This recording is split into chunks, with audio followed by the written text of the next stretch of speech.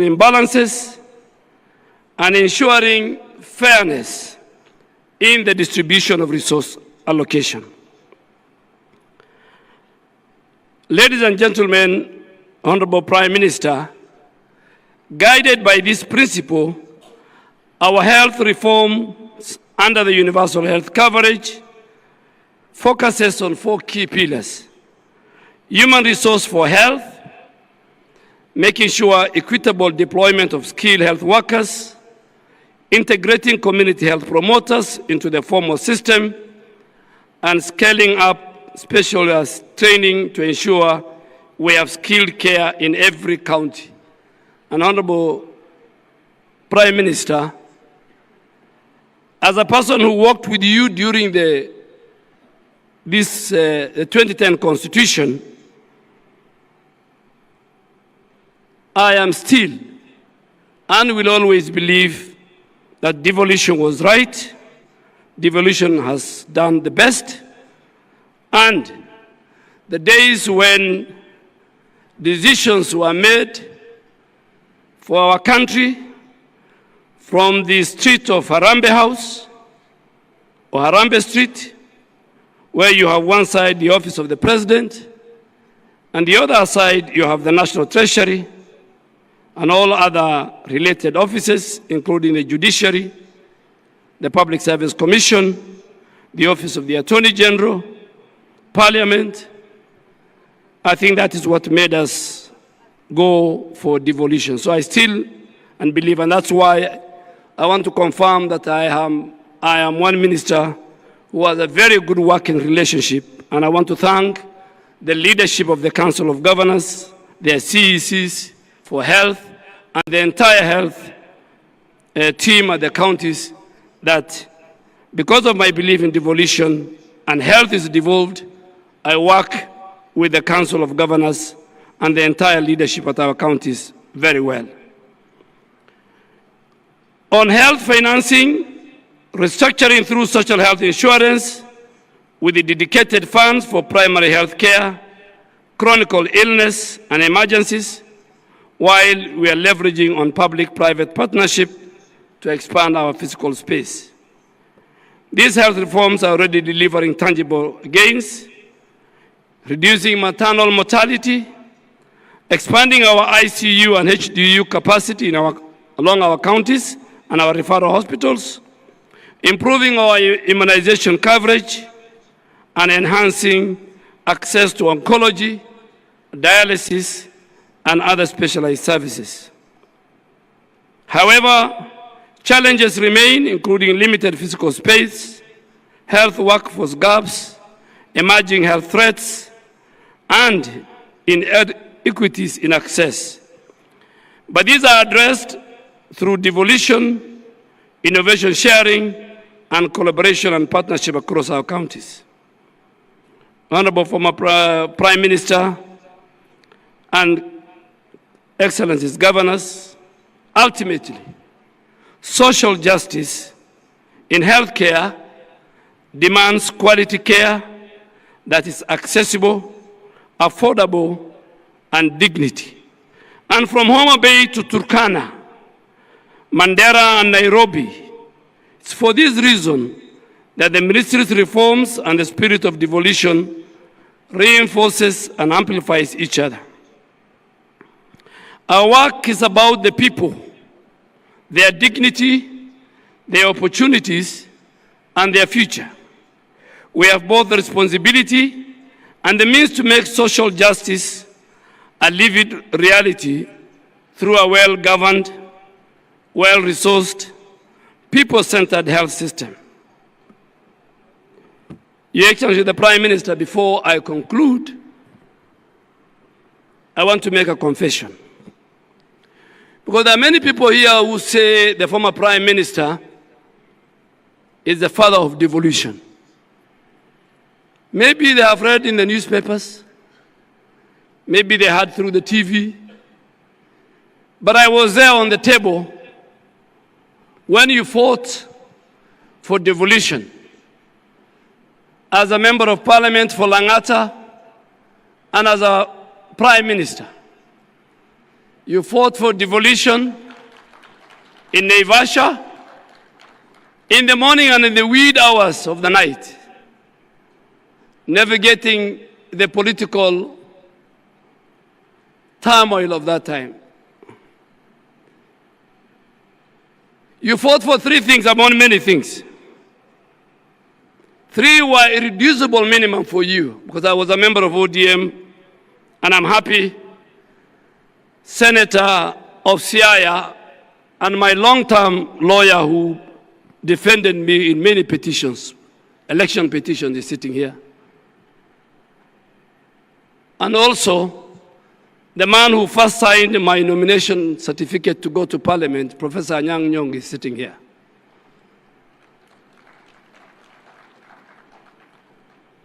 You fought for many things, but you had three irreducible minimum. You achieved two. You achieved devolution, and you achieved, and you helped us as a community, the Muslim community, the Qadi's court to be entrenched in the Constitution.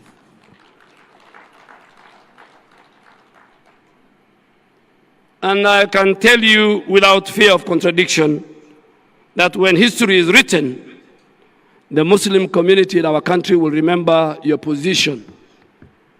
But you fought for also a parliamentary system of government.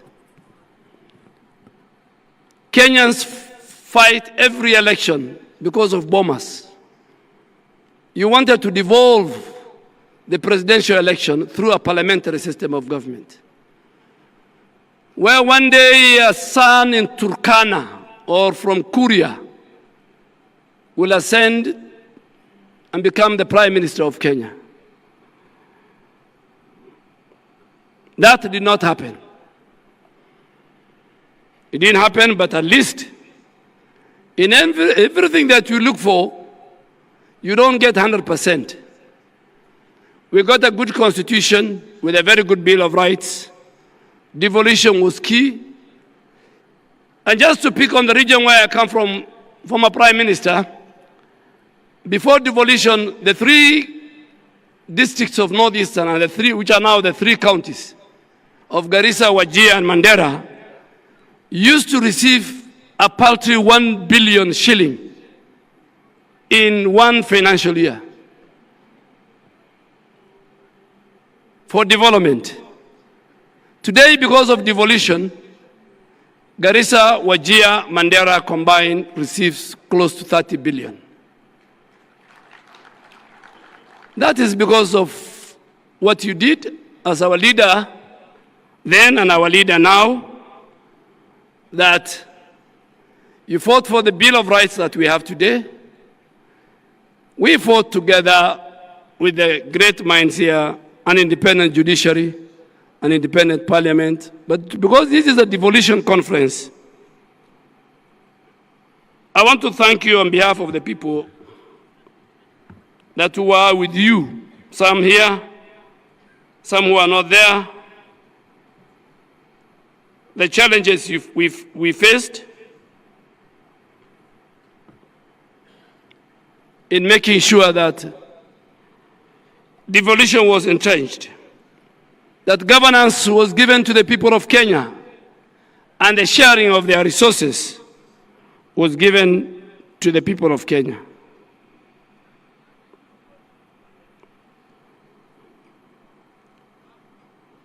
And that is why, again, you have remained consistent and fidelity to devolution. A number of times, colleagues, my former colleagues in Parliament, National Assembly, ask me, why is the former Prime Minister sometimes hard on us when it comes to the Senate? And I want to say it here. The Senate is the custodian of devolution. The former Prime Minister made his time with Professor Anyang' Nyong and many people who also became senators. But today, the custodian of devolution is Senate. That is the institution created by the Constitution. And just to conclude, no community, devolution was to make sure every Kenyan, regardless of his community, religion, and his location, are equal before the Constitution and before God. And that is why we want to say, if you want to aspire to be a leader in the Republic of Kenya, you must have certain credentials. You must be ready to speak for the El Molos on the shores of Lake Turkana. You must speak for all religions, and you must speak for all communities. And you must speak for Kenya. You can speak for your community, you can speak for your religion, and you can speak for your region. Kenya is one indivisible nation with one flag, one map, a member of the East African community. And in conclusion, on behalf of the Ministry of Health, I reaffirm our belief together we can ensure devolution truly delivers for the people, for posterity, and for justice. Thank you, God bless you, and God bless the Republic of Kenya. Another round of applause for Waziri. It's now my honor to invite our gracious host, the Governor for Homa Bay, Her Excellency Gladys Wanga, to make her remarks, and in turn invite the Chair of COG. Karibu sana. Asante sana, Governor Sang. Our chief guest today, the Right Honorable the Right Honorable Prime Minister Raila Odinga, the Chair of the Council of Governors, His Excellency FCPA Ahmed Abdullahi, fellow governors who are present today, the Cabinet Secretary of the Ministry of Health, Minority Leader of the Senate, and members of Parliament present, members of the National Assembly are present here today, deputy governors, led by my own deputy governor, who I want to recognize, Yugi Magwanga. Thank you very much. Members of county assemblies and their speakers, led by our speaker there, Polika Pokombo, and the majority leader, Richard Ogindo. Thank you very much. County Executive Committee members, led by the County Executive Committee members of Homa Bay. If you're anywhere, please rise for recognition. Thank you very much, Dr. Agili and Engineer Munga. Members of constitutional commissions and independent officers, development partners, private sector and academia. The first gentleman of Homa Bay, Mr. Wanga, please just rise for recognition. Thank you very much for bringing me from the Kano side here to Homa Bay. Distinguished guests, ladies and gentlemen, Right Honorable Prime Minister, Your Excellency, with your permission, I would like to introduce the local leaders who are present here today, because we are hosting this not just as a county government, but together with our national leaders and members of the county assembly, and as a region as well. So the local leaders present, please rise for recognition. Our local MPs. I'd like to start with Honorable Millie Mabona, Whip of the National Assembly, Minority Whip, who I think has stepped out, and Honorable Dr. Lilian Gogo, who has also stepped out. Honorable Dr. Ivo Bara, please just wave, Member of Parliament for Kabondo Kasipul. Honorable Martin Owino, Ward Chief, Member of Parliament for Ndiwa. Honorable Dr. Joyce Osogo Bensuda, County MP for Homa Bay. Honorable Adipo Andrew Okwome, Member of Parliament for Karachuonyo. We have also the Speaker of the County Assembly of Nairobi, who is also a son of the soil. here in Homa Bay. Thank you for rising. Honorable Peter Pondokaluma, our host, Member of Parliament for Homa Bay Town constituency. Our Honorable Senator for Homa Bay County, Senator Moses Kajwang, who's also Chair of the Public Accounts Committee of the Senate. Members of County Assembly of Homa Bay, if you're here, please rise for recognition. Thank you very much. Those are the honorable members of the County Assembly of Homa Bay. It is my great honor to welcome you to this second day of the Devolution Conference 2025. I see most of you are in high spirits, a sign that Homa Bay has warmly embraced you.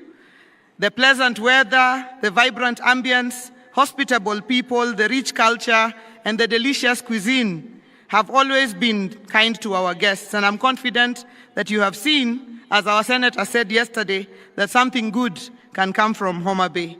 The theme of the day is human rights and social justice. I am especially proud to welcome to DevCon 2025 in Homa Bay my party leader, the Right Honorable Prime Minister Raila Odinga, Baba, who has a long track record of fighting for human rights and social justice. He's the father of Katiba 2010 and the father of devolution.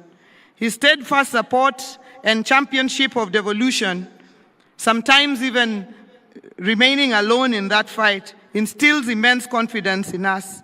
It feels as though we are in safe hands, ready to share first-hand accounts of our progress and challenges in his presence. With Baba, we share in the belief that counties should be given more funding. Simply put, funds must follow devolved functions. Upon devolving the functions of health, agriculture, roads, and water, we ought to have seen serious restructuring in line ministries to release funds to devolved units. The sub-theme for Devolution Conference 2025, Reengineering County Governments to Accelerate Development and Close the Socioeconomic Divide, demands a bold examination of devolution successes and setbacks after 13 years. Many inspiring stories of devolution's impact have been shared across the 47 counties.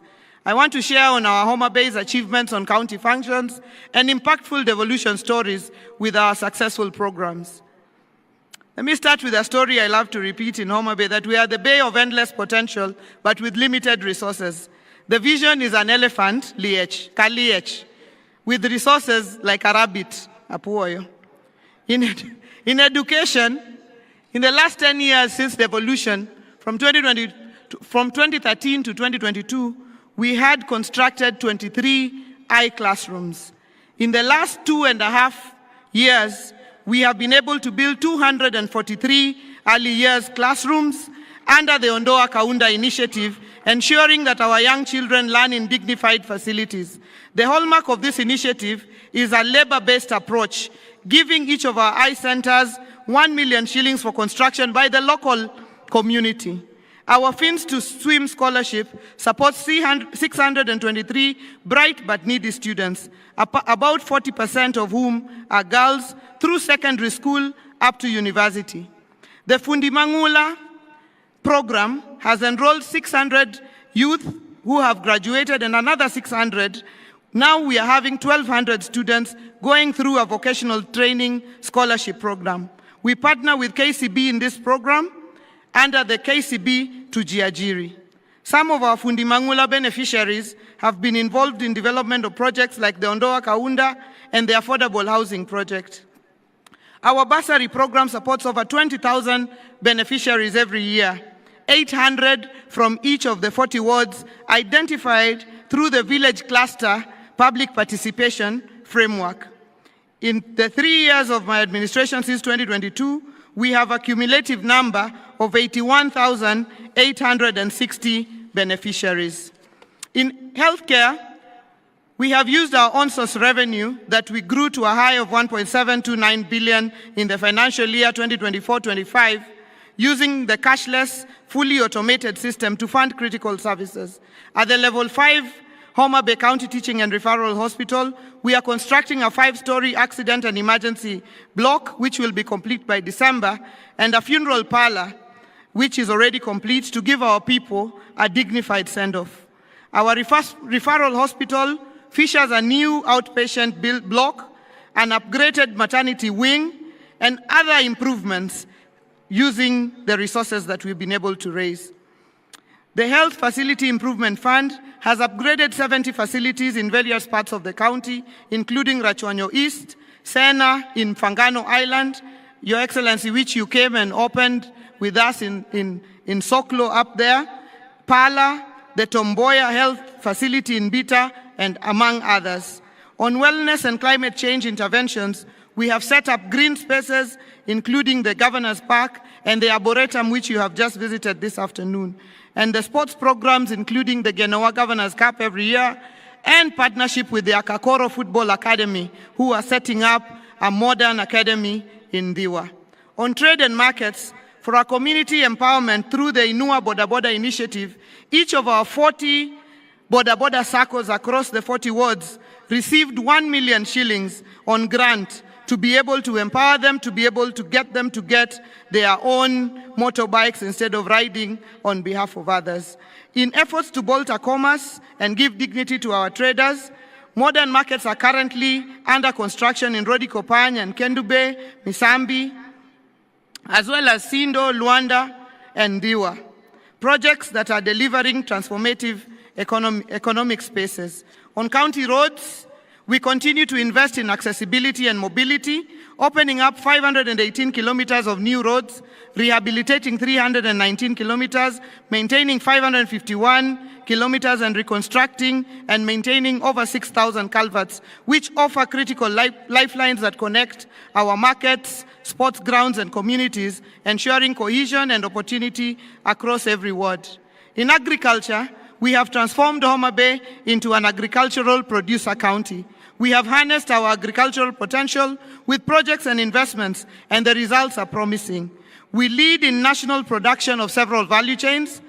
We are #1 producers of sweet potatoes, #2 producers of cotton, only #2 to Lamu, #1 producers of groundnuts, #1 producers of sunflower, #1 producers of soya beans, #3 producers of millet, and #17 producer of coffee in the country. We are now growing coffee in Homa Bay. Mbesha is coming to our farmers for them to uplift their livelihoods. My passion in agricultural productivity, the intersection of food security, agro-processing, trade, job creation, and enhanced farmers' incomes, leading to tremendous economic growth to deliver Homa Bay City in a decade. Full devolution with attendant funding will give good national economic outcomes in the 47 counties. In the next national planning cycle, like Vision 2030, devolution should be a key pillar. We commend the current administration for allocating 415 billion to counties, although, Your Excellency, you had said we should get to at least 450 billion. And the council had said at least 530 billion. So we are at 415 and we appreciate, but we hope that we can get to even higher amounts. Your Excellency, to promote inclusion, 2 days ahead of the Devolution Conference, we ran a hackathon competition which brought young people from all 47 counties, and they were called ethical hackers. They were coding, and the title of that was Hacking 48 Governments in 48 Hours. We saw impressive solutions on effective public participation, health diagnostics, and managing road accidents through monitoring speed. In technology, we will involve the youth and get their innovation on board. As I conclude, Your Excellency, Prime Minister, allow me to once again really thank my colleague governors, led by the Chair of the Council of Governors, for accepting that Homa Bay would be the host of this year's Devolution Conference. It looked like a pipe dream when we began to discuss it with Senator Kajwang when we were just elected. But we are very, very glad that colleague governors accepted that this small county, sometimes considered on the very far end of the world, be able to host this conference. I'd like to thank the chair of the steering committee, Governor Mutahi Kahiga, who has made several trips to Homa Bay in the process of planning. I'd like to thank the COG Secretariat team, led by the CEO, Madam Mary Mwiti, and the entire Secretariat. They have made trips here. They have spent sleepless nights. I know that seeing that this conference has become such a huge success gives you great satisfaction. I'd also like to thank very much my team, the county team that worked together with the COG team to deliver on this conference. Finally, I look forward to hosting you tonight to a sumptuous dinner at the Governor's Park. Tafadhali, this evening, there's dinner and ohangla at the Governor's Park. Please do not miss to attend the dinner this evening. Erokamana hinya, God bless you, and welcome once again to Homa Bay County. Let me take this opportunity to welcome to the stage the indomitable chair of the Council of Governors, the Governor of Wajir County, the land of camels, Governor FCPA Ahmed Abdullahi. Tafadhali tumpigie makofi our chairman as he comes to deliver his address.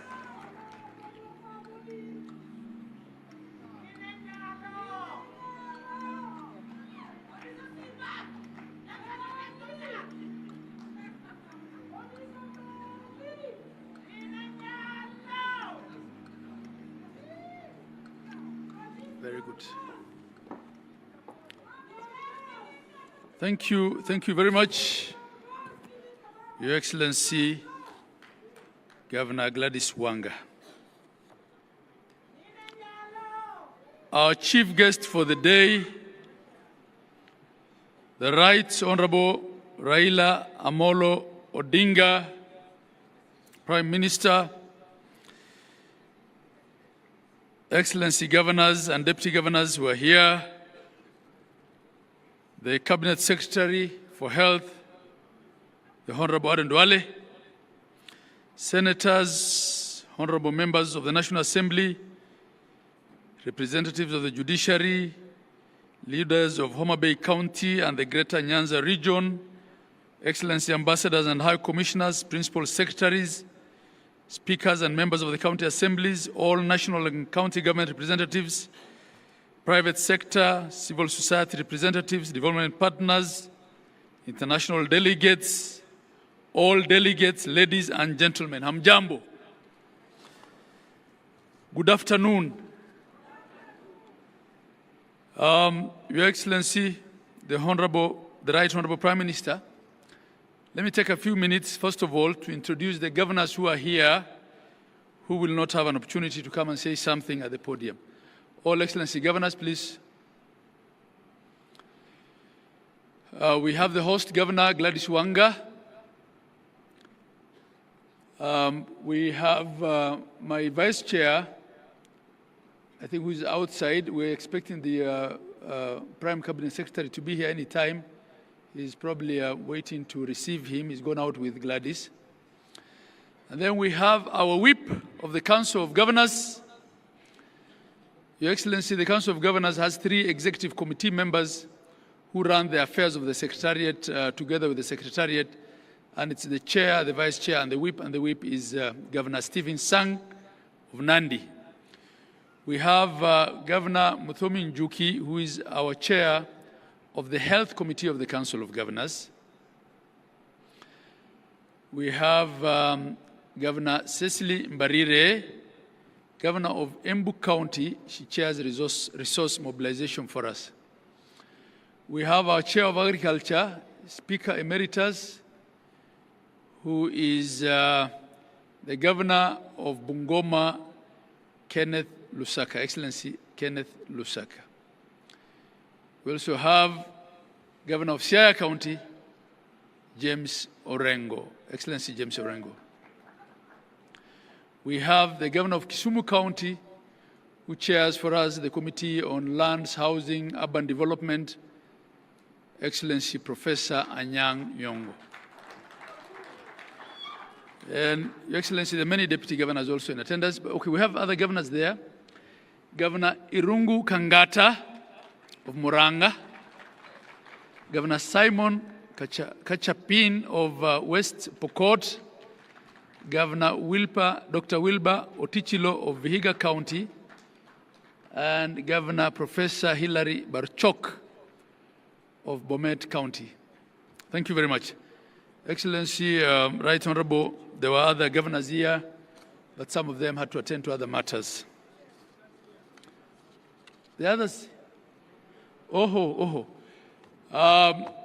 Your Excellency, I was only looking at this side. On that other side, we have Governor Julius Malombe, Governor of Kitui County. He's a returnee governor like me. There are 8 of us who served in the first cohort and were out and were re-elected. Your Excellency, I had a written speech here, but because we're all saying the same thing, I decided today I'll not read it. I'll just talk off the cuff, because the speech that people are waiting for is your speech.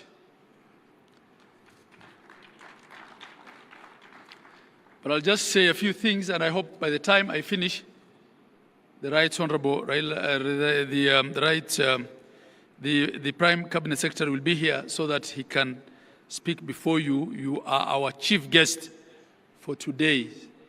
So we're also trying to avoid any protocol hitches. Your Excellency, may I take this opportunity to welcome you officially to DEFCON 2025. I want to say that in Kenya, there are different sets of truths. It appears that everyone makes their own set of truths. But there are 3 sets of truths that we all seem to agree on here. And you've heard that from the speakers who were here before me as well. Truth number 1 is that devolution has worked for Kenya. It has delivered. It has done its bit to equalize this country. The Right Honorable Prime Minister, we are not all students of history. No one in this room understands probably better than you. No one understands better than you in this room. Maybe the only other person who I would say has a lot of institutional memory and knowledge on our political history here is Professor Anyang' Nyong'o. No one understands better than you the history of Kenya, the first administration that we had, the system of Majimbo, how the Senate was killed, how they were made to serve the remaining bit of their term in the National Assembly then, and how a seat was created for each senator in their rural district, and with it ended devolution. With it ended Majimbo. Your Excellency, no one understands better than you the struggle for the second liberation, the various drafts that we had, the Yash Balgai team, the Bomas draft, and what then became the final consensus position of forming 47 governments based on the 1992 district boundaries. Devolution was your fight. It remains your fight, Your Excellency.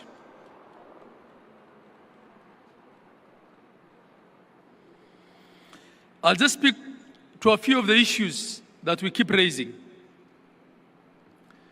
Your Excellency, as Chair of Council, who is serving his second term, I have appreciated that, yes, devolution has been accepted, Yes, it has been given some resources. Yes, it's doing a lot of good work.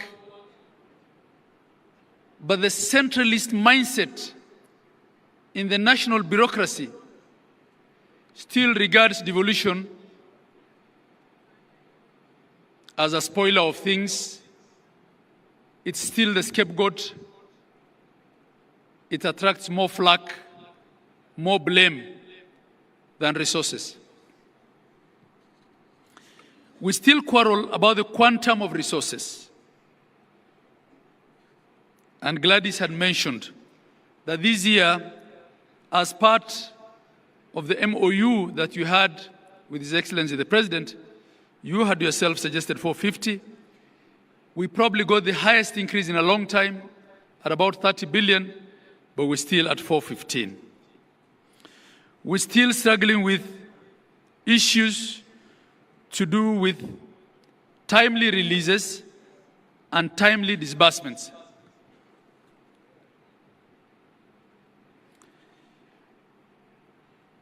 And what this does, Your Excellency, is that we end up in a situation where a nurse at Kenyatta National Hospital receives her salary at the end of the month, but in some counties, they have to wait for 3 months because not all counties have arrangements with commercial banks. We still contend with the question of respecting the functional integrity of the county governments, the question of clawbacks of functions that have been devolved, and the question of resources following functions. There's still a lot of duplication. There are things that ought to be done by the counties, which are still being financed through national government ministries, departments, and agencies.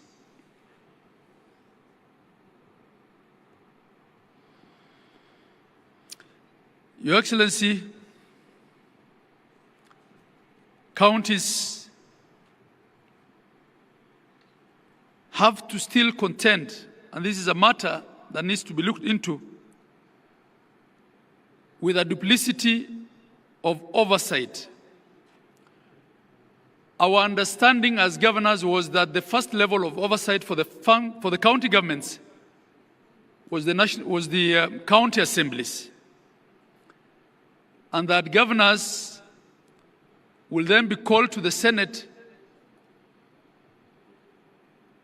not as the first level of oversight, but to clarify certain things, probably audit reports, annual audit reports. And in fact, having served in the first cohort of governors, we only used to get invitations from the Peak Park Committee then. But now it's become customary that governors have to be called by departmental committees of the Senate. Your Excellency, whilst to date, not a single MCA, not a single member of parliament has had to be recalled. We have had at least 4 governors impeached, and I think there have been as many as 7 or 8 attempts. I had it on my phone. I can't remember offhand. How many? Mary? 8 attempted impeachments, many of whom were salvaged at Senate. The question then begs, Your Excellency, is it only governors? Are Kenyans only electing the wrong governors?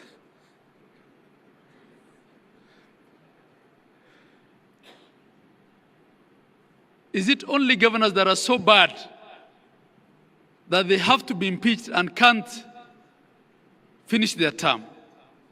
Of course, we have one instance of a deputy president that has been impeached.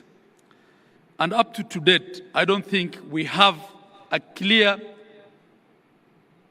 impeachment law for governors that sets the threshold. We're still relying on the constitutional provisions and the question of the County Governments Act.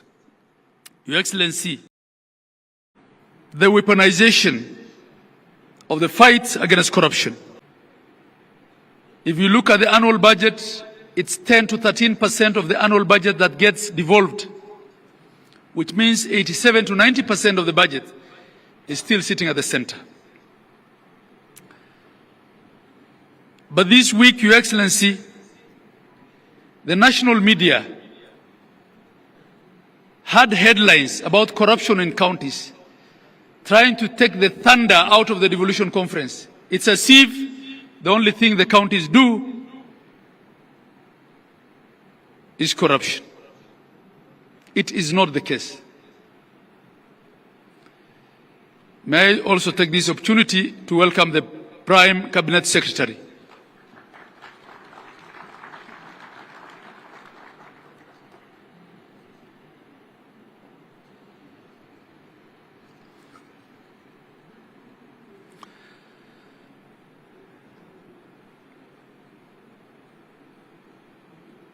You're most welcome, the Prime Cabinet Secretary. Karibu. I was buying a little bit of time so that you can come in. Thank you. So, Your Excellency, I'll move much faster. So, I was talking about corruption. Yesterday, Your Excellency, the President, I think, in a very open and clear manner, spoke to the question of what I call non-executive corruption. Corruption in other arms of government. Your Excellency, as a Council of Governors, we feel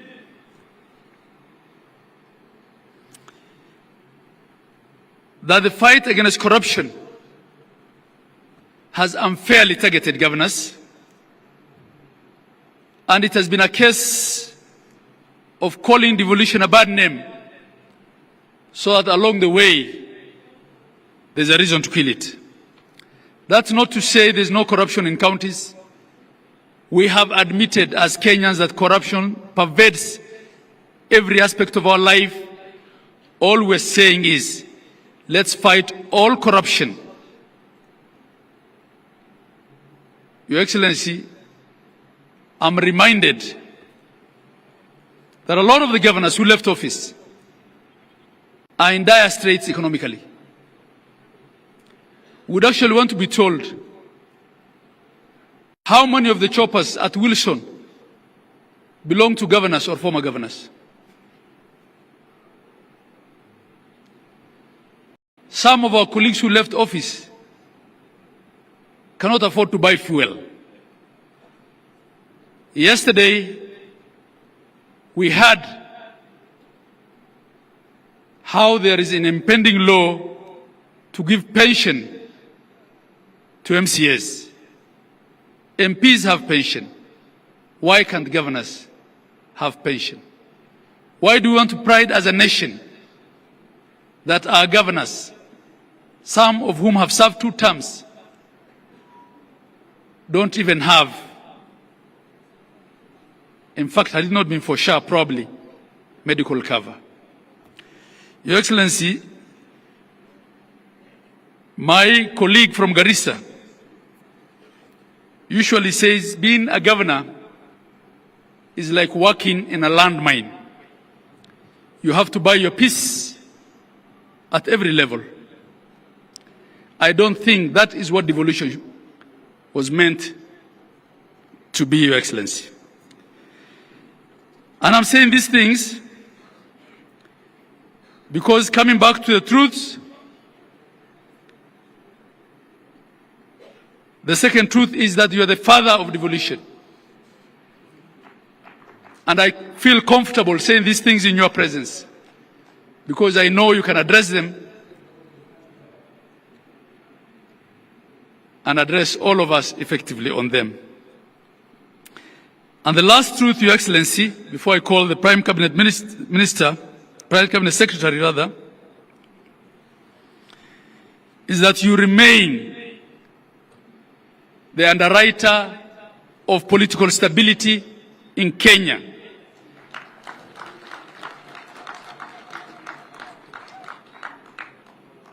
Your detractors will say all manner of things. The fact of the matter is that we almost lost this country as a result of the Gen Z protests and demonstrations, which turned into riots. You were magnanimous enough to allow members of your party to join government as ministers so that Kenya can be stable. Your Excellency, without Kenya being stable, a lot of these counties will be no more, because the architecture of our financial system here is that we depend largely on equitable share to provide services. So I want to ask you to continue being the father of devolution, the underwriter of devolution, and the stabilizer of the politics of Kenya. I thank you. And with that, Your Excellency, may I invite the Prime Cabinet Secretary to make his remarks before we invite you as our chief guest for today. That's how it has traditionally been. Prime Cabinet Secretary, please.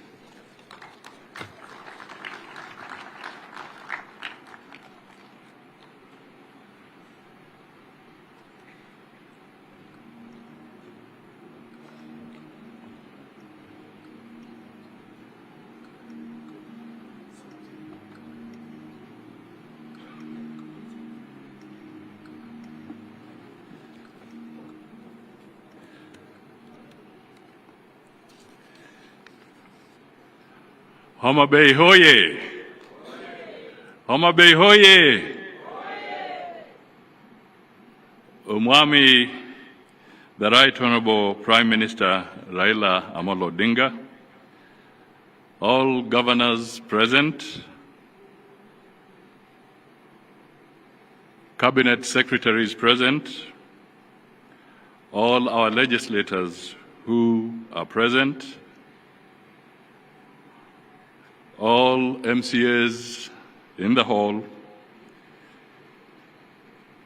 distinguished guests, ladies and gentlemen. I will try and just make some 2 or 3 points, and then I will hand over my written remarks to the Chair of the Council, so that it can go into your library for further conversation at a later stage. So I'll completely reduce my remarks. But I just want to say that I'm happy. There's usually a phrase in English, they say, in the nick of time. I had seen the program and I was supposed to be scheduled to take the podium at about 4.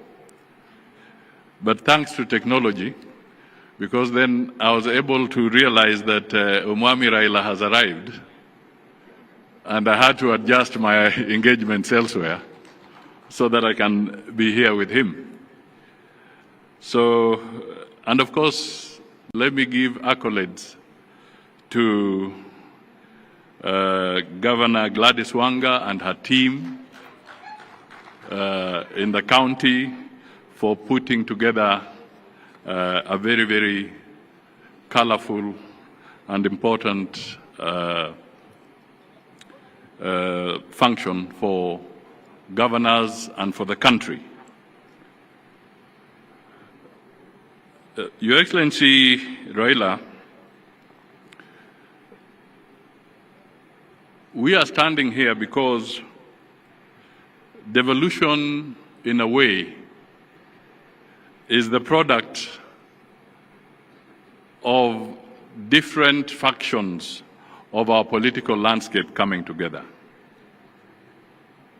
You will recall that after 2007-2008 elections, the Honorable Raila Odinga and the late Mwai Kibaki brought together what we commonly call the Grand Coalition Government. In the Grand Coalition Government, I was assigned the role of being Deputy Prime Minister and also Minister for Local Government. And through the leadership and guidance of the Honorable Raila and the late Mwai Kibaki,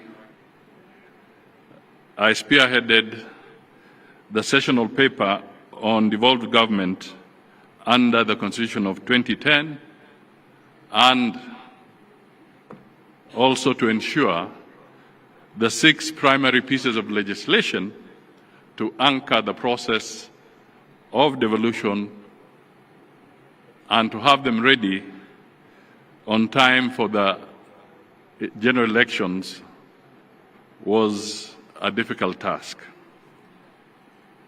The Prime Minister was very clear then that we must deliver on ensuring that we get to the next general election with devolution properly anchored and ready to go.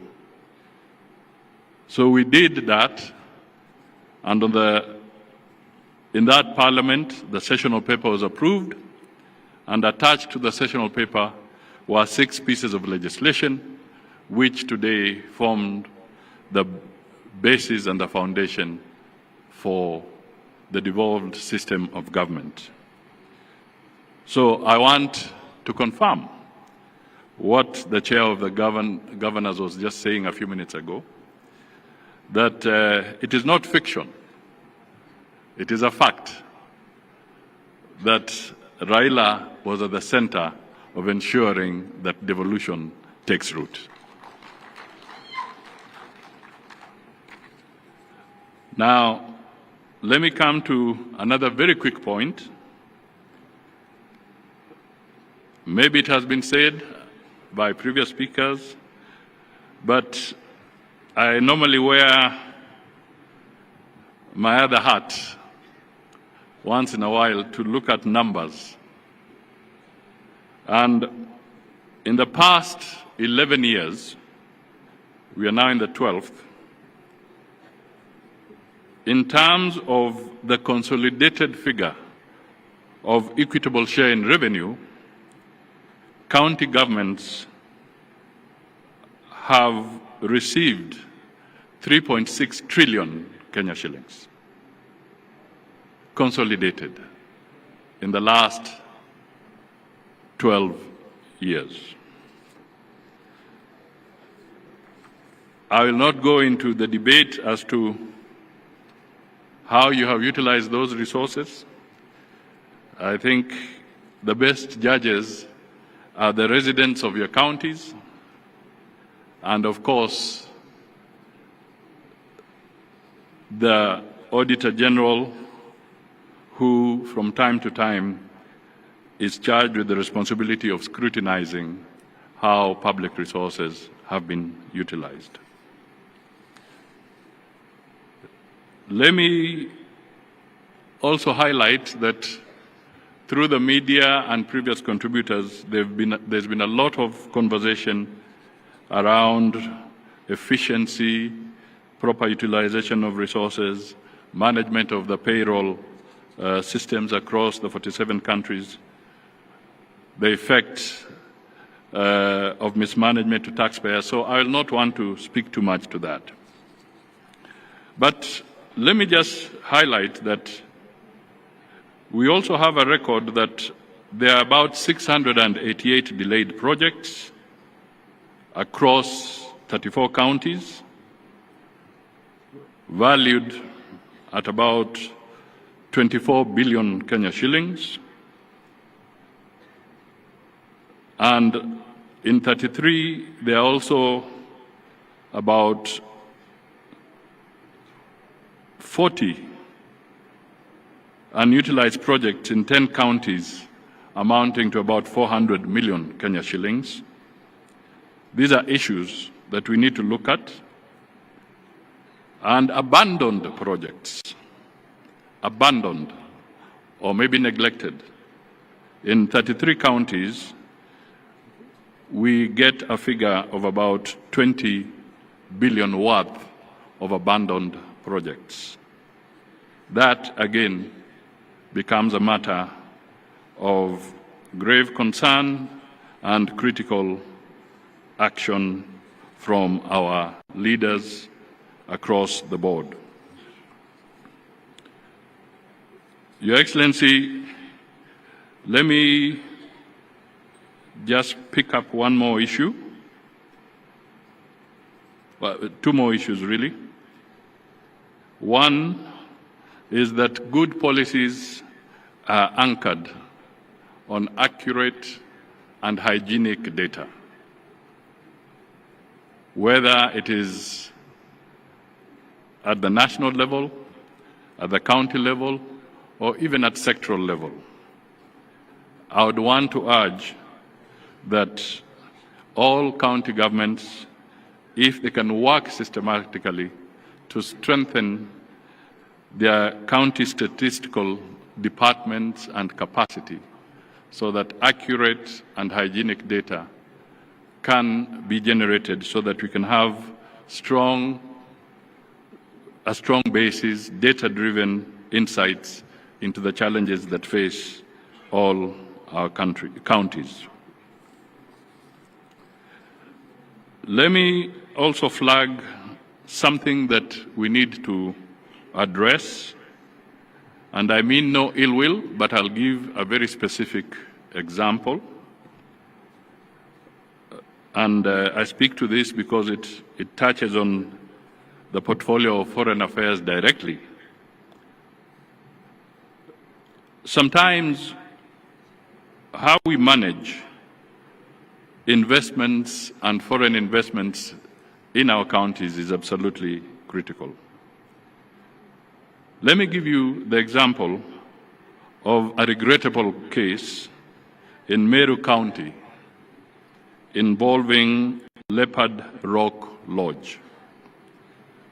This was a luxury ecotourism facility which was built by a French investor at a cost of 500 million shillings. In 2019, the previous county administration, I'm not talking of the current one, I'm saying the previous one. That's why I said I mean no ill will. The previous county administration officials allegedly orchestrated forceful eviction of the investor, leading to the destruction of the lodge's infrastructure within Meru National Park. The investor, a French national, had legally leased the land and invested in this facility. But because of local politics, the damage was caused. This gentleman went to court. The courts ruled in favor of the investor, awarding compensation for breach of contract and unlawful eviction.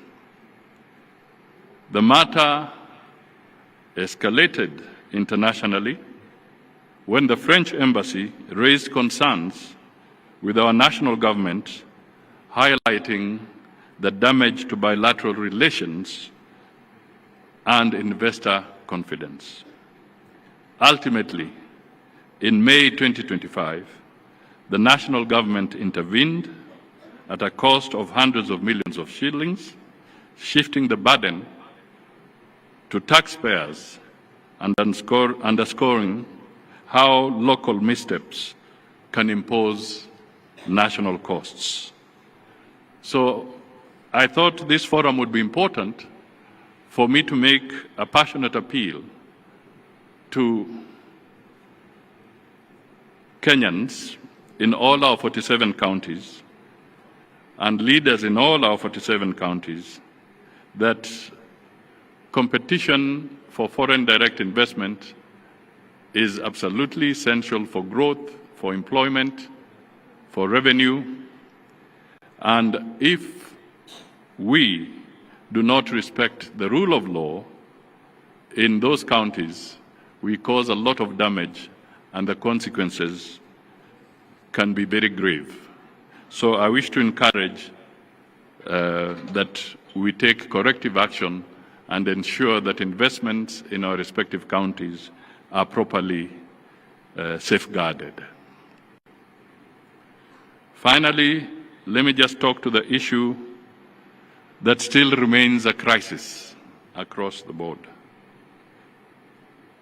And this is garbage collection, solid waste management. 12 years into devolution, we still grapple with huge heaps of waste, blight in our urban and rural landscapes alike, posing severe threats to public health, the environment, and indeed our national dignity. Let us look at this area carefully. Garbage is big business. It's big business. You all know it. Your experts have told you about it. The question is, who is benefiting from this big business? Are we all losing? That, again, I pose as a rhetorical question to the leadership as we review our 12 years of devolution. Perhaps I may want to provoke the leadership of the Council of Governors. Perhaps, if it is not already there, perhaps we can introduce a rewarding innovation and sanctioning mechanism for counties that prove themselves in terms of waste management. Perhaps you can create awards where the resource allocation is increased if a county can properly demonstrate that they are able to deal with the solid waste challenge effectively, and those that may not be able to do so perhaps can be sanctioned so that they can also pull up their socks and not pull the other counties down. It might be, especially in this era of climate-related issues which are in vogue and which are important, maybe we should start looking for the green county of the year, the one that really steps out and is able to demonstrate that they are managing this particular challenge and in the process benefit from an elevated allocation during the revenue sharing mechanism. I'm speaking when I know there are legislators here, so perhaps they can refine this better as they reflect on some of these things. So I think I end there. But most important, devolution is and remains the most critical innovation within Kenya's constitutional framework. And whatever the challenges we face, I think it's important to acknowledge that the governors and their teams have made a difference in our society, and we challenge them to continue making that difference and making it even better as we go into the future. Thank you for listening to me. And now, I've been asked by the chair of the Council of Governors to request everybody to be upstanding so that we can usher in Umwami Raila Odinga so that he can come and give the final address.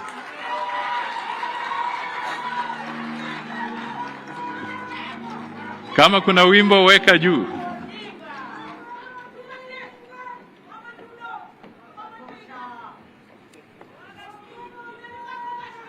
Thank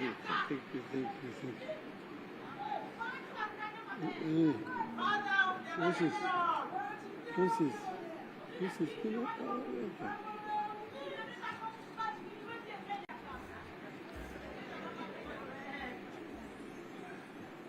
Asante.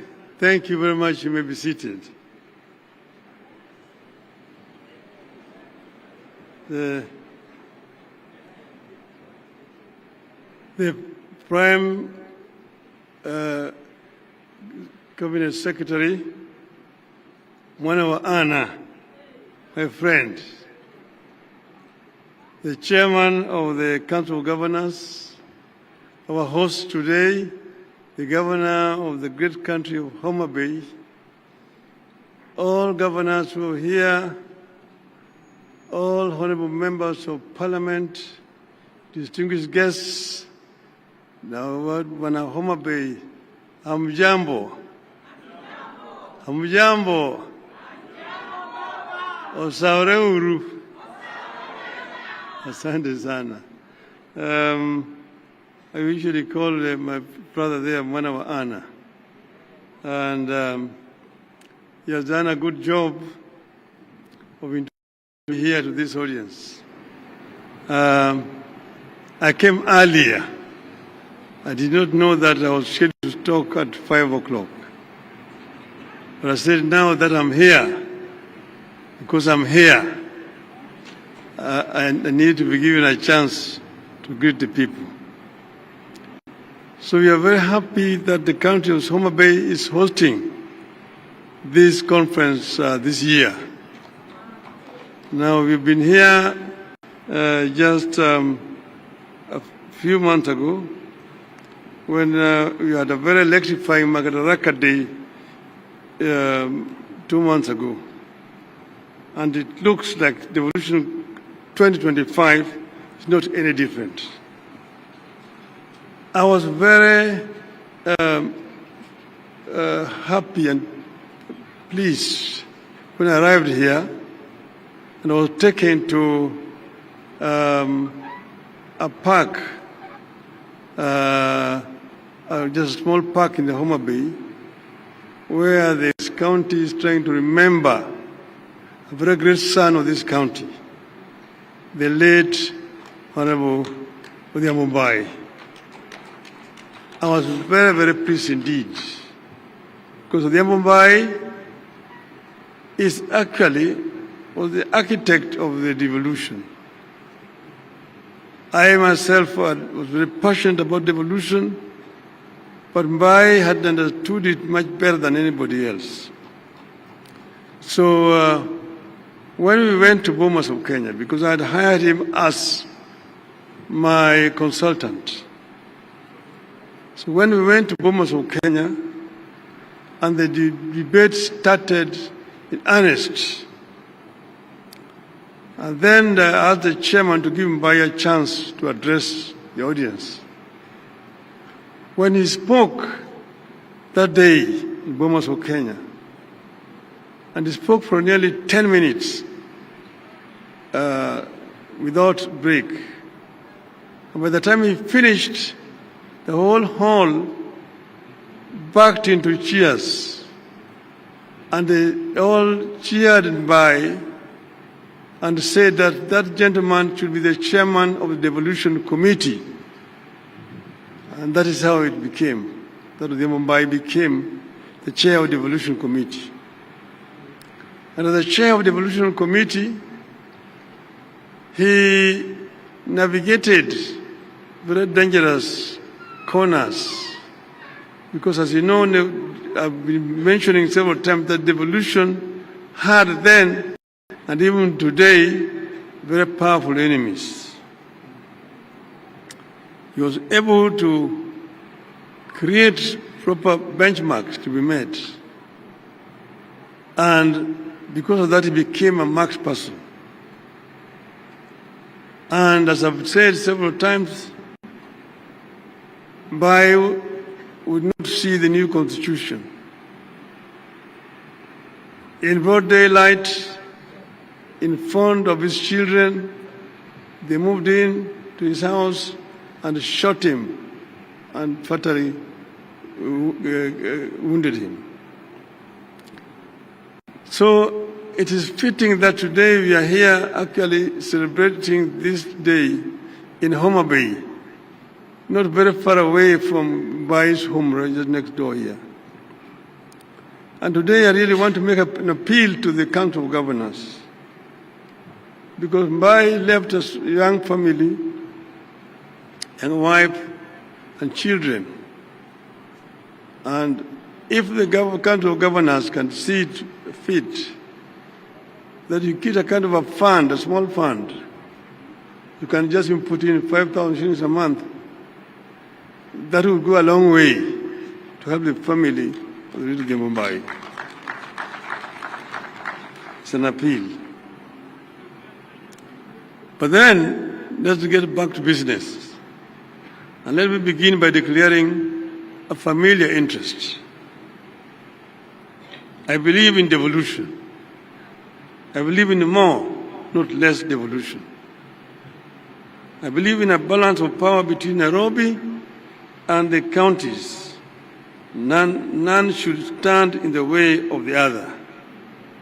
I believe in strong county executives oversighted by equally strong county assemblies. I believe in a Kenya that sees the strength of each of the 47 counties as the strength of Kenya. But let me say, county government are supposed to be oversighted by county assemblies, not the Senate. So therefore, it is unnecessary for Senate to be summoning governors to go to appear before senators in Nairobi. Only the public accounts and the public investment committees should summon not even governors, the chief executives of the county government. It's a waste of time, all the time summoning governors to come to appear before parliamentary committees. Centralism still has strong supporters, but I believe its days are in the past. Centralism comes with some bad habits. It thrives on keeping the whole country waiting for Nairobi to make decisions on very local issues that Nairobi knows little or nothing about. Devolution beats centralism at allowing local people to make decisions on local issues. Decisions affecting only Homa Bay should be taken in Homa Bay or any other country for that matter. Only decisions affecting the whole country should be taken by the national executive in Nairobi. I believe local policymakers bring more insight to local issues, are more likely to be more accountable, transparent, traceable, and named and shamed. But people are now looking for more than proximity. They are looking for performance, productivity, and partnership at every level of leadership.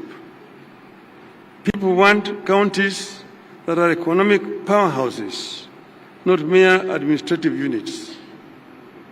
And you know, we're here because of historical circumstances.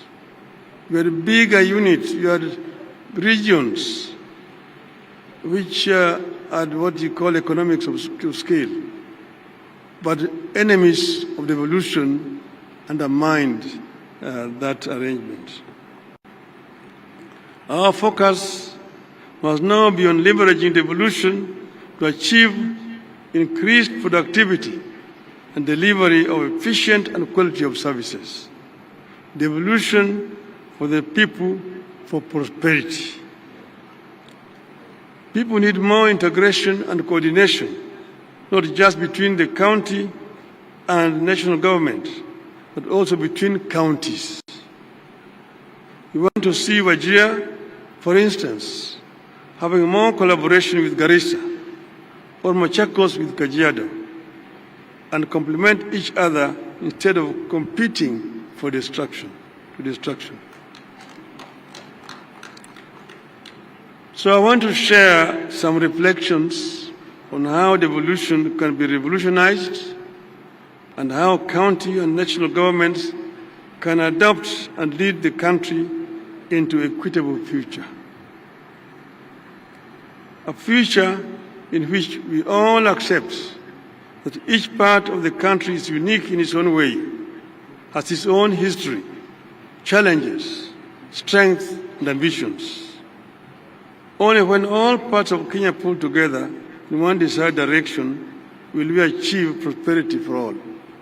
The counties are not equal or similar. Even this region, for example, you take Homa Bay, next door is Kisii, you see, and then the other door is also Migori. The three counties are not equal or similar. In Homa Bay here, they are like monoethnic. They can afford to talk the Luo Apa. Even the Suba speak the Luo. In Kisii, in Kisii they're also monoethnic. But if you go to Migori, they are bilingual. There are Koreans there, and there are the Luos there. So you cannot speak Luo in an assembly in Migori. See, in Kisumu, next door, different from Homa Bay. Though they share the lake, Kisumu has an international airport. Kisumu has a railway line. Homa Bay does not have a railway line, does not have an international airport, and so on and so forth. So counties differ. So, where are we at this stage? Devolution is a process, not an event. It is about finding a balance between national and local aspirations. In this regard, we have made some significant progress. The most important step we have made is to make it the core principle behind devolution widely accepted. The principle of doing locally what is best done locally, and nationally only what is best done at the national level. But devolution must undergo continuous review and reinvention. The world is changing fast. So is Kenya. In 25 years from today, just from today, we will be in a Kenya of over 80 million people. Look at 25 years from today, it's just a turn of the century. And today is 25 years from then. From 25 years from now, we are going to have 80 million people living in this country. The eyes of our people will be on their counties. Our counties will either be engines of innovation or bottlenecks of frustration. The choice is ours, and we must choose boldly. We need to watch against the transfer of power and resources from Nairobi only for the same to be hoarded at county headquarters. We have to continuously ensure local communities access the devolved power and resources and have the power to decide where funding goes and how the services and projects are run. The formulation of county integrated development plans must therefore be more serious and truly consultative, not mere procedures. Those CIPDs, DPs, must also be implemented to the letter with much more regular references to the people. Needless to say, we have to cut the controlling hand of the national government. We must continuously push the national government to stop micromanaging counties. We must constantly fight off the national government's instinct to hold power and resources. But let me be clear. References to national government's bad tendencies is not a call for a war between the two levels of government. In all devolved systems, getting money and power from either level is always a struggle. You have to treat the contest as an integral part of the strengthening of devolution and the reason for the two governments to build good faith. In fact, as that task continues, I want to propose that there be some incentives arrangements between the national government and the counties, through which the national government will reward those counties that deliver the best services in areas like poverty reduction, youth unemployment, and environmental conservation. We need to come up with more transparent and independent performance reporting at the counties that gives the public more access to data that it can use to evaluate the performance of their county against others. That data will enable citizens to know, for instance, where it is easier to start a business, access health care, do farming, move goods to markets, etc., enabling our citizens to make informed choices in their socio-economic activities.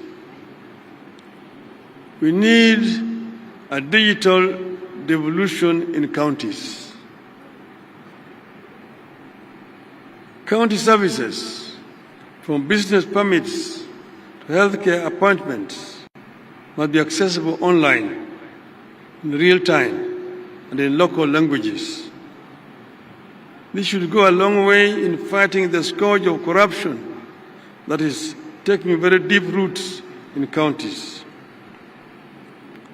Our counties must move from being consumers of transfers to producers of wealth through county-led industrial parks, energy autonomy through solar, wind, and small-scale hydro projects, and smart agriculture hubs, among other areas powered by technology. Our Constitution clearly stipulates that the two levels of government depend on each other, that cooperation should help us to do away with, not enhance, duplication that results in wastage of time, efforts, and money. Even as county and national governments cooperate, there must be more clarity on roles and responsibilities. Some confusion is beginning to creep in, and accountability risks being lost in the process. We must continue demanding that counties be granted full control over all devolved functions. But we must also demand to see what difference the counties are making in increased devolved resources and functions. At the same time, we need to bring more areas into the devolution fold. Our constitution making was characterized by negotiations and give and take. To avoid a war, for example, with NAT, we only devolve early child development aspect of education. Because NAT had threatened us that if we devolve education, they are going to mobilize teachers to oppose the new constitution. And that's why education was not fully devolved. We must now break the cycle of managing our schools from far away in Nairobi. The time has come for Kenya to devolve education up to secondary school.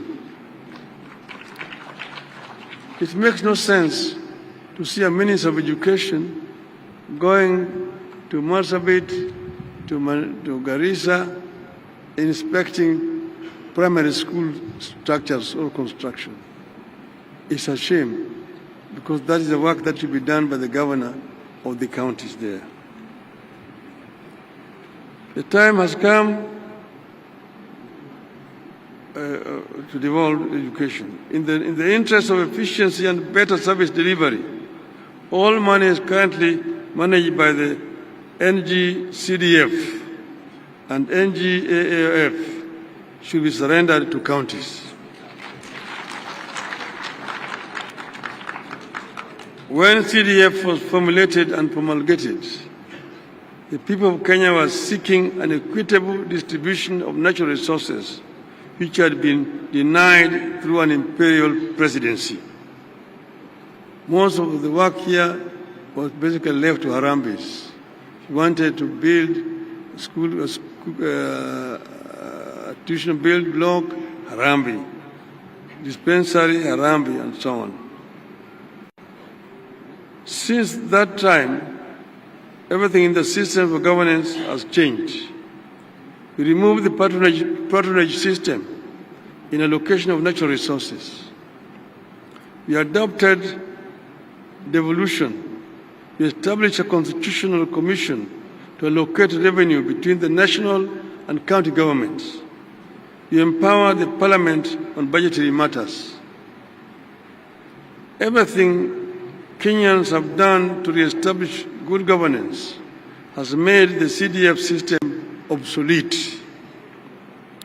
It is serving no known role in the new constitutional architecture, and it is no longer relevant in the new constitutional dispensation.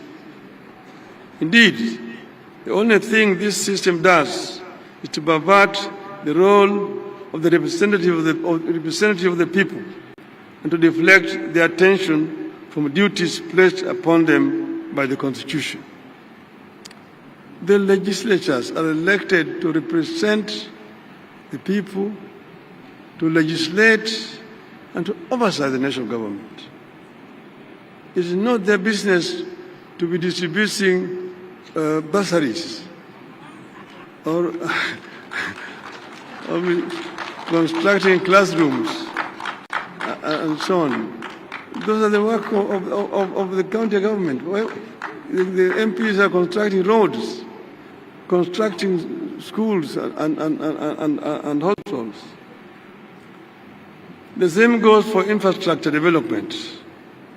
There is no reason for Nairobi-based agencies to continue flying over counties and construct roads in our urban centers and within our counties. I strongly believe that time has come for the authority over urban and rural roads to be handed over to counties, while the national government manages international highways and national trunk roads. I was the Minister for Roads, Public Works and Housing. I'm the one who took the bill to Parliament to create Kera, Kura, and Kenha. But that was under a unitary system of government at that time. With a devolved system of government, there's no need for somebody sitting in Nairobi to be in charge of rural roads in Homa Bay or Kiambu or Lambu, for example. So this is an idea whose time has come. It does not make sense that some roads in Kisumu town cannot be managed by the governor of Kisumu. That somebody sitting in Nairobi called Kura who claimed those roads as his roads. The same thing in Mombasa, Eldoret, Nakuru, and so on. I know the better way to power this economy there's no better way to power this economy than to have major road construction works going on across all the 47 counties at the same time. I am well aware that some of these functions are currently not devolved and may require constitutional amendments to be transferred to counties. But through delegation of functions and legislation, we can get this work done and in the process take more power and resources and prosperity to the people. Finally, I want to address two other issues. One, the governors have mentioned it, that governors serve the counties and they can serve 1 term, 2 terms. I've got a number of governors who have served 2 terms. In Parliament, we did an amendment so that any member of Parliament who serves 2 terms is automatically entitled to a pension. Why can we not do the same thing to the governors? A governor who has served 2 terms needs to be entitled automatically to a pension. So this is a recommendation that should come from Homa. And members of Parliament should seize this matter and go and move an amendment in Parliament. Okay? Second thing is issue of corruption. See, corruption is not confined to the counties, and I'm happy that the President talked about this. I talked about it the other day. Our society will not develop until we manage this animal, this beast called corruption. And it is in all aspects of our lives. First, you talk about the executive. It is rampant in the executive. Not at county only, first at the national level. In the procurement and in revenue collection, that's where it resides. Revenue collection, these revenue officers, whether it be the customs officers, they be income tax, they be VAT officers, there's a lot of pilferage in that right. There's a lot of leakages. And then procurement officers. Again, here there's an area where there's a lot of pilferage. You're procuring so expensively. You'll be told now you're building affordable housing. But at what cost? At what cost are you building the affordable housing? Yeah? And all that eventually is burden pushed to the taxpayer. So this is an area where we need to face these enemies of our society squarely in procurement and in revenue collection. The other area here is, and this is both at the national and at the county level. Then go over to the legislature. Again, it's domiciled in the legislature. A lot of money was being wasted by people who should be working productively, being summoned to appear before parliamentary committees. And you find parliamentary committees sometimes saying we are cancelling this project. They're only doing that because they've been funded by a contractor who lost the contract. When there's a tender, there must be a winner. And once that the tender has been awarded, the contractors who lost will look for the member of parliament or an MCA. Or the contract has been corruptly awarded. Then immediately they now summon the minister or the PS to come, and you want to investigate this. They shout make a lot of noise, but basically they are being paid by the losing contractor. As they've been doing this, you find the contract has been properly awarded, is suspended, is cancelled, and you know the financial year is very short. By the time you awarded the contract, it is September. If somebody goes and suspends it, you will be into the new year. The whole financial year is wasted, money is not spent. So Parliament must also be brought on board properly, because Parliament is also actually impeding implementation of government projects by being corrupted by contractors. And then, you know, come over to judiciary. Judiciary is also not blameless. When some people tell you that rather than wasting my money in hiring a lawyer, I'd rather bribe a judge, and I will get whatever I want. A criminal, somebody that committed a crime, when he's supposed to be arrested, rushes to court, and when they go to court there, gets an order to stop him from being arrested. So the judiciary is a major impediment also. So the corruption resides also in the judiciary. And you come down to the private sector. The private sector is also not blameless. The private sector is where there's competition for contracts, and the ones who now go and bribe the executive, they also bribe the legislature and so on. So there's always a giver and a taker in a corrupt deal. So the private sector is also not blameless. The media is also not blameless here. The media is very much deeply involved. If you see the media saying, oh, we are exposing corruption here, they have been paid.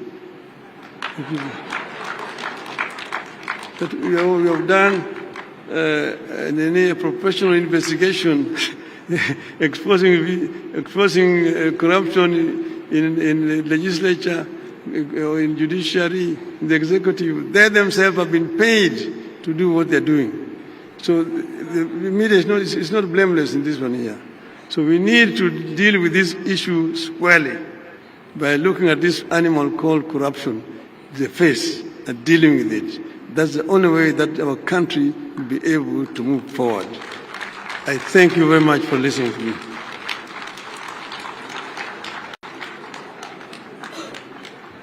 Thank you very much. Right Honorable Prime Minister, we kindly request you to remain up on stage. We have a gift for you from the Council of Governors, which will be presented by the Chair of the Council of Governors and the Vice Chair, who is also the Chair of the committee that organized this year's Devolution Conference. There will be a second one from the county of Homa Bay. This is from the Council of Governors, being presented by the Chair and the Vice Chair of the Council of Governors. Tupige makofi tafadhali.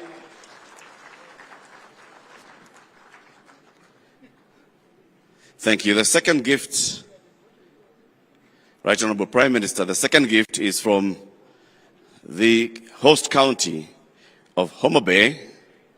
And as you can see, all Homa Bay people, please piga makofi as you present your gift to the Right Honorable Prime Minister. Asante sana. We are then going to have a quick session of photos, and I'd like to request all the governors present to please come up on stage. All the governors present to take a photo with the Right Honorable Prime Minister. Also, kindly, I'd like to ask, they'll be taken outside. Your Excellency, with your permission, we could conclude with the national anthem, Your Excellency. And I do request that when you go back to where you're seated, we all be at attention for that. And Your Excellency, only Your Excellency Dr. Odinga to go up on stage for that. It is very important for our optics. Francis, kindly assist. Assist Francis. Thank you. Thank you. Francis, assist me with the headgear as well. And may I request that all unofficial headgear be dressed down. National Anthem of the Republic of Kenya.